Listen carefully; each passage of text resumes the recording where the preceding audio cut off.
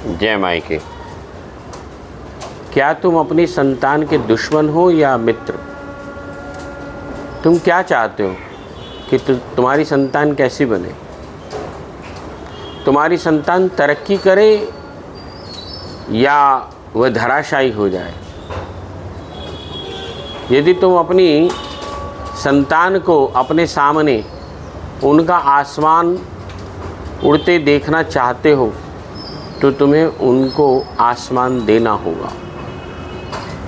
तुम्हें उन्हें संघर्ष करने के लिए प्रेरित करना होगा। यदि तुम उनके संघर्ष की सीढ़ी को खींच लोगे तो वह कल उड़ नहीं पाएंगे। कड़वा है परंतु सत्य है। प्रत्येक मानव, प्रत्येक व्यक्ति यह सोचता है कि जो मैंने संघर्ष किया वह मेरी संतान ना करे। परंतु याद रखना, तुमने जो संघर्ष करा उसकी वजह से ही तुम्हें कुछ कामयाबी मिल पाई। यदि तुम उस संघर्ष की सीढ़ी को ही अपनी संतान के नीचे से निकाल दोगे तो वह उड़ना भूल जाएगा। वह उड़ना नहीं सीख पाएगा। वह हर 2 मिनट में पापा पापा करके तुम्हारी गोद में आके बैठ जाएगा और वह निर्णय लेने में असमर्थ हो जाएगा।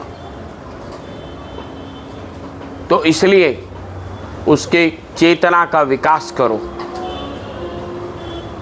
उसको निर्णय लेने की प्रतिबद्धता बनाओ, वह स्वयं निर्णय ले सके, क्योंकि तुम सदैव उसके जीवन में नहीं रह पाओगे, ये सत्य है। और यदि तुम उसको सिल्वर स्पून बना करके खिलाते रहोगे तो वह कुछ नहीं कर पाएगा। मैंने अभी एक वीडियो भी देखा और उसके बारे में पढ़ा भी। एक गुजरात के प्रतिष्ठित व्यापारी, उनके एक परंपरा है और ये परंपरा कोई अभी नहीं बनाई उन्होंने, 5-6 जनरेशन से बनी आ रही है। वो परंपरा क्या है कि जब बच्चा ग्रेजुएशन कर लेता है तो ग्रेजुएशन करने के उपरांत उसको कुछ पैसे दे दिए जाते हैं और वह पैसे बड़े लिमिटेड होते हैं, मुश्किल से 20-25 हज़ार रुपया। और उस 20-25 हज़ार रुपये में उसे कह दिया जाता है कि 6 महीने के लिए आप किसी दूसरे राज्य में जाइए, ऐसे राज्य में जाइए जहाँ भाषा भी आपकी समझ ना आए। जैसे वो गुजरात के हैं, उसे भेज दिए साउथ, उड़ीसा, और लिमिटेड पैसे। आप किसी से उधार नहीं ले सकते। आप किसी को ये नहीं बता सकते कि मैं इतने बड़े व्यापारी का बच्चा हूँ और कृपया मुझे दे दो और मैं बाद में आपको उधार वापस कर दूंगा। ये उसमें शर्त है और अपने आप को सरवाइव करके दिखाना है। तो उस बच्चे ने सबसे पहले एक छोटी सी कमरे के अंदर, जो मुश्किल से 4,000 रुपये का था, उसके अंदर रहना सीखा और फिर वहाँ सरवाइव करने के लिए एक छोटे से स्टोर पर काम करा। और उस स्टोर में जब काम करने लगा तो उससे बॉक्स भी उठवाए गए, उससे बर्तन भी मंजवाए गए, उससे तरह तरह के कार्य भी करवाए गए और वह उसमें दक्ष हो गया, उसमें एक्सपर्ट हुआ। और जब वह करता करता करता 6 महीने बीत गए तो एक दिन उनका पिता और भाई दोनों अचानक से उस स्टोर पर पहुंचे और उन्होंने कहा, बेटा तेरा समय पूर्ण हुआ, तू सफल रहा। क्यों सफल रहा? क्योंकि इसमें बहुत सारे व्यवधान आए और उसने उसमें पैसा कमाया और उसकी ईगो सामने नहीं आई। मैं तो इतने बड़े बाप का बेटा हूं, मैं प्लेट उठाऊंगा, मैं प्लेट साफ करूंगा। जब भी तुम ईगो रखोगे तुम आगे कामयाबी को प्राप्त नहीं कर पाओगे। टाटा जो अभी रिसेंटली गए हैं, उनका एक मैं वाक्या पढ़ रहा था। जब वह पहली बार अपने ऑफिस में गए, एजुकेशन कंप्लीट करने के बाद उन्होंने सोचा कि शायद मुझे कोई केबिन मिलेगा बहुत बड़ा। वो पहुँचे, उनके पिता ने कहा, अपने मैनेजर को फ़ोन करा कि ऊपर आओ, और कहा इसको ले जाओ और ले जाके वर्कशॉप में काम करवाओ। टाटा एकदम से, रतन टाटा एकदम से परेशान से हुए उस समय कि ये क्या है। मैं तो सोच करके आया था सूटेड बूटेड कि आज जाके केबिन में बैठूंगा और सब पर हुक्म चलाऊंगा। अरे तुम अपने वर्कर्स को कैसे साथ लेकर के चल पाओगे जब तुम्हें यही नहीं पता कि नीचे की समस्याएं क्या हैं। तुम जब नीचे की समस्याओं को समझ जाओगे तब ऊपर जाना सीख जाओगे। ठीक इसी प्रकार से एक पुराणों में कहानी आती है कि एक बार एक राजा था। वह राजा बैठा हुआ था पार्क टाइप से, जैसे अपने उद्यान में, निजी उद्यान में। तो वहाँ बैठे बैठे उसने देखा एक चील का घोंसला है। उस चील के घोंसले के ऊपर चील ने बच्चे दिए और चील जो है उन बच्चों को रोज़ उड़ाती है और उड़ा करके नीचे ले आती है।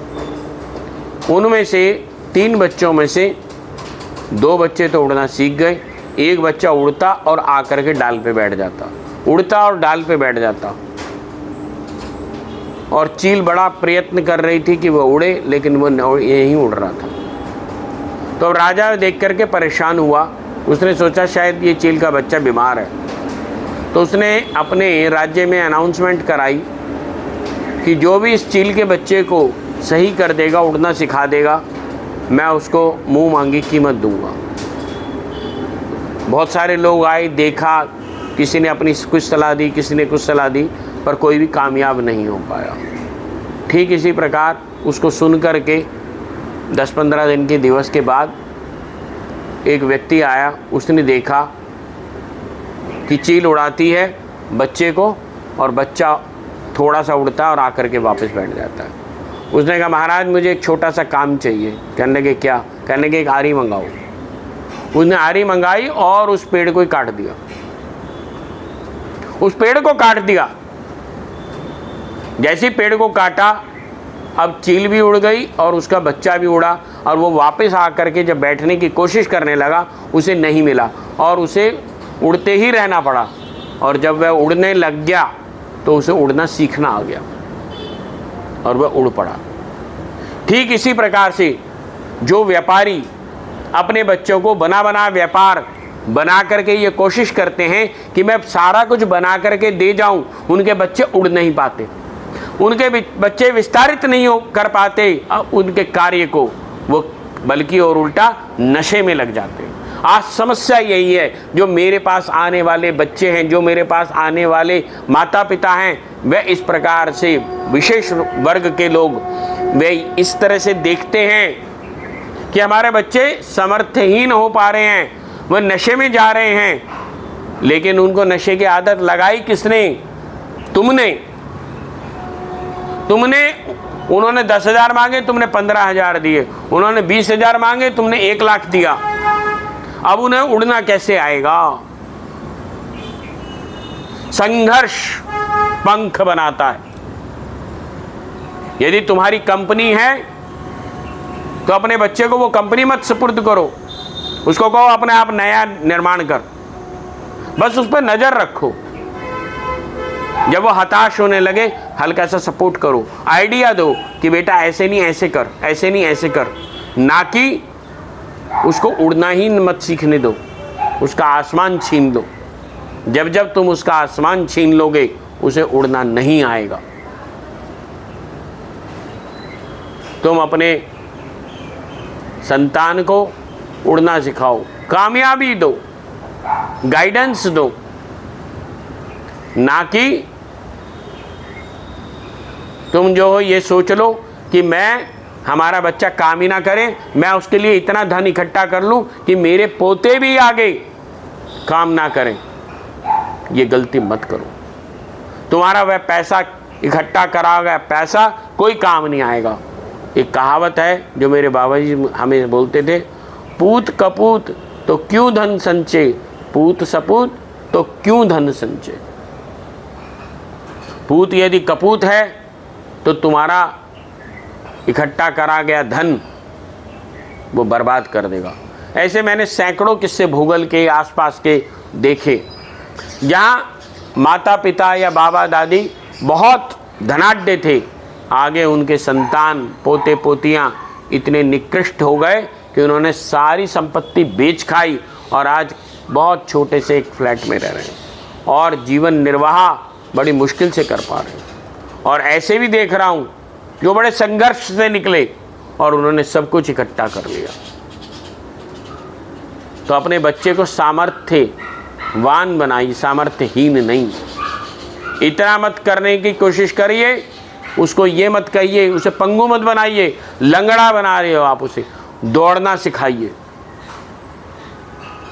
उसको करने देना सिखाइए। बस मुझे इतना ही कहना था। जय माई के।